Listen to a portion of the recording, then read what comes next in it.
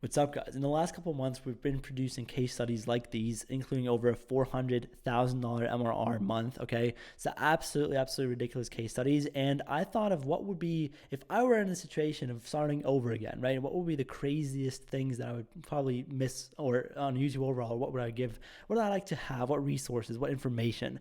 And I thought of, like, in this video, just giving away my entire internal document that we give our creative strategists that we onboard, and also the people that I work with in terms of the actual VSL or video ad overall scripting and research and editing notes and all that kind of stuff. So this is the internal doc that we actually give our brands. Okay, so this is nothing that I just put together here. This is actually from, like, straight up quoting the actual internal docs. And then I'll give you examples of brands that we usually take creative inspiration from in terms of how that really works. And so you have an actual practical analysis from this video, and you'll know exactly what to do. Okay, so this is the plan.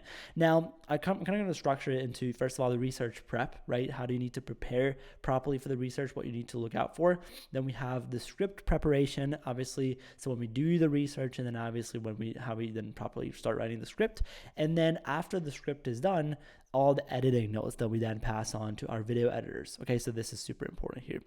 So let's get right into it. So the research prep, right? So research preparation is probably one of the most important things that you need to keep in mind, because you need to understand the different types and concepts of VSLs that there even are out there, okay?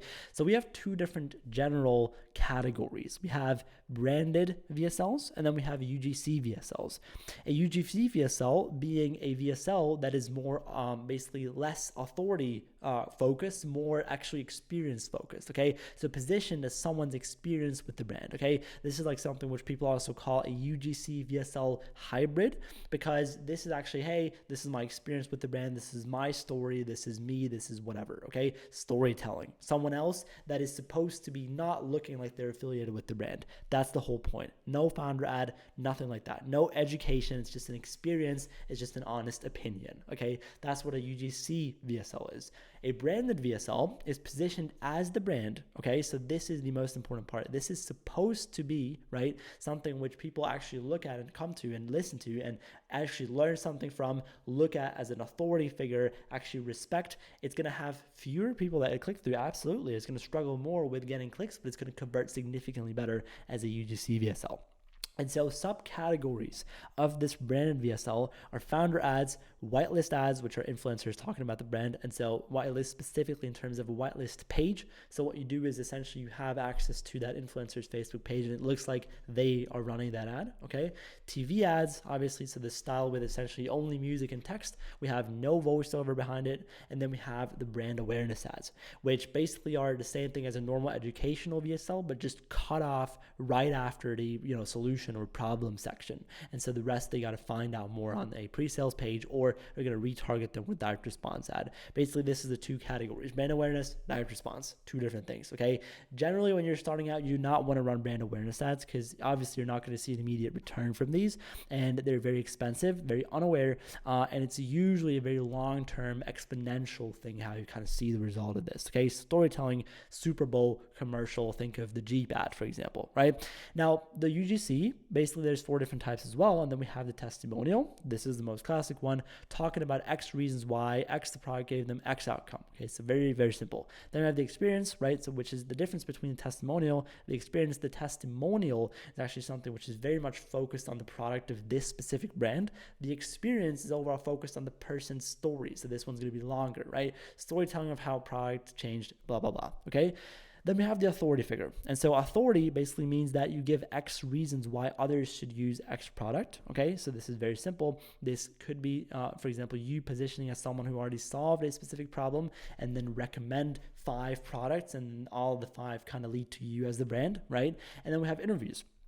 Podcast ads, street interviews, professionals, skits, anything. So anything that is not supposed to directly look like they're affiliated with the brand. Think of any famous podcast speaking about a product, right? Obviously, they're not particularly the worker or an employee for that brand, but they just talk about their experience with the brand, and that's why it works, okay? Because they essentially you use their audiences to kind of promote your stuff, kind of like an affiliate thing, but just actually as a paid ad, and also street interview concepts, right? So street interviews are very powerful powerful as well. Also, like meanwhile, it's super easy to make with AI, for example, with VO3, so definitely use those. So this should be what you understand in terms of what kinds of VSLs there even on before you even do anything else, right? And then we get into the script preparation, because even with like this was just the research prep. We haven't done any research yet, so now we need to actually get into it, right? So before beginning research, have a clear goal. Ask yourselves question like, okay, what concepts am I going to run? Which objection am I handling? What stage am I in, right? So for example, is it my first VSL? For example, then you're going to do a more broad landscape view over everyone in the market, or is actually my 20 plus VSL, or is it already like an iteration of something that I've been doing, okay? Focused on refining angles, objections, and optimization.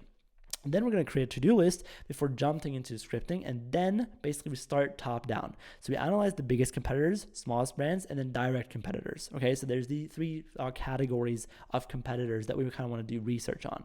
We have the biggest competitors, which are overall huge brands. Doesn't matter what niche, they're just doing VSLs that we just know they're good, right?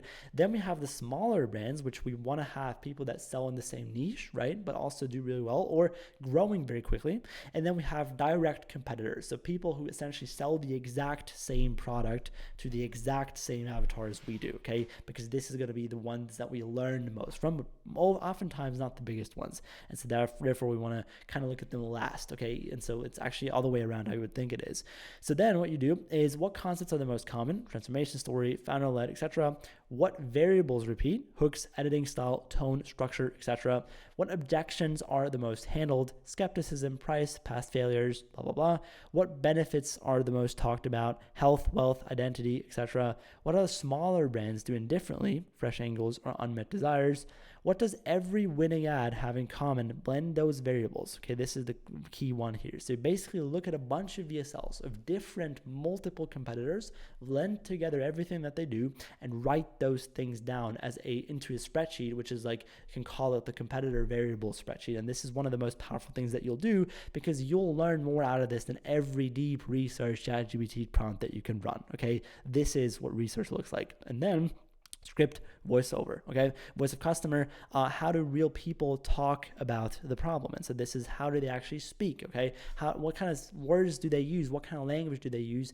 What do they think is the root cause of the problem? And so all these things we have to understand before we start scripting. Then we write the script, which is a different topic. Obviously, that's something which I've also have a bunch of videos about. But when we have our script, we need to properly edit it. And this is where most people mess up, because even though, yes, the VSL is a very script heavy concept, the editing sometimes, if you mess it up, is just as important, and you still have to focus on it a lot. And so what we're going to do, we're obviously going to separate it into three different parts. We have the content hook or the text hook, the visual hook, and then the sound effect or the audio hook. Then we talk about the body and then everything else. Okay. So, text hook, right? We need larger, aggressive text sizing, coloring for the bandaging, red background, white text, for example, on the top, the big badge where you just have a text on it. Use effects if it makes sense. So blinking, shadows, highlight, keyword, etc. The idea is, you want to have it overwhelm people, okay? Hook should be overwhelming and engaging to retain viewers. It does not matter. This is the main difference, right? We don't want to necessarily optimize the perfect audience immediately, right? Because then we'd have to start with the most aware thing.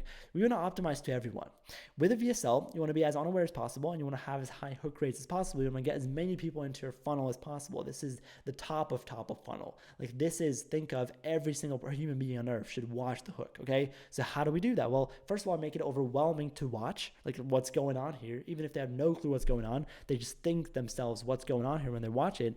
And that's why we need large text, coloring, everything, okay? Effects, right?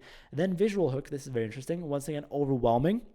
Something odd, something disgusting, something exaggerated, right? You can have split screens, you could have fast-paced transitions, zooms, movement, right? Whenever you have movement, people want to know where that movement goes to. Multiple screens, big arrows, anything like that, okay? And then obviously, very, very strict tied to that, sound effects, matching the problem to the visual. This is actually really important. We want to, with the sound effects, essentially kind of like make them hear exactly what they see. And so what that means is, a clock, for example, if you show a clock and the script says, I was waiting for half an hour, nothing happened. You want to show a clock, and you actually want to hear clock ticking in the background.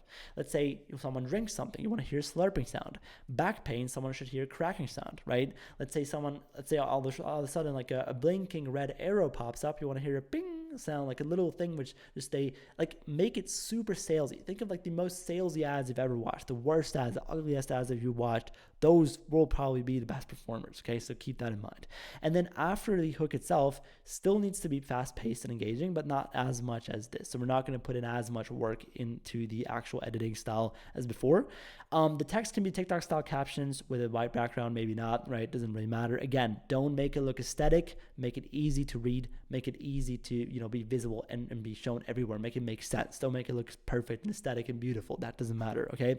And then for the body, visually engaging, fast pacing, transitions, right? Match, music matched to emotions, right? It's a problem. We have a darker, slow pace, painful music. For the solution, we have this revival, happy, epic music, whatever. Okay. So you know what I'm talking about. And so this is pretty much it. This is how, you can actually, these are SOPs that you can just directly send to your employees that you're onboarding for them to already have a much bigger advantage when it comes to getting them started. Obviously, the scripting process is a separate thing, how a really good script should look like. I have a separate video about that on my channel, but I actually want to show you kind of like 3 brands that are doing this. So essentially you see Emma, right? Emma is a really good brand for in the health niche. They're really, really long VSLs and they're doing great. Definitely check those guys out. Blissy is really good for kind of like the little bit more of the beauty side of things where you have this one angled. They're also doing a lot of, for example, split screens in the visual hook. They're doing that really well. They're kind of like, to be fair, they're really good at also making them aesthetic, even though you don't have to do that, right? A little bit more aware, a little bit shorter, kind of like this UGC VSL hybrid. And then also this brand here, right? It's a very, very interesting brand. They have a lot of different concepts, founder ads, podcast ads. They have a lot of different, good couple different VSL concepts. It's like almost like a clothing brand. So very interesting. Check these guys out. That was pretty much it for this video, guys. I want to say thank you so much for giving me your most important asset, which is your attention. See you next time. I wish you a beautiful day.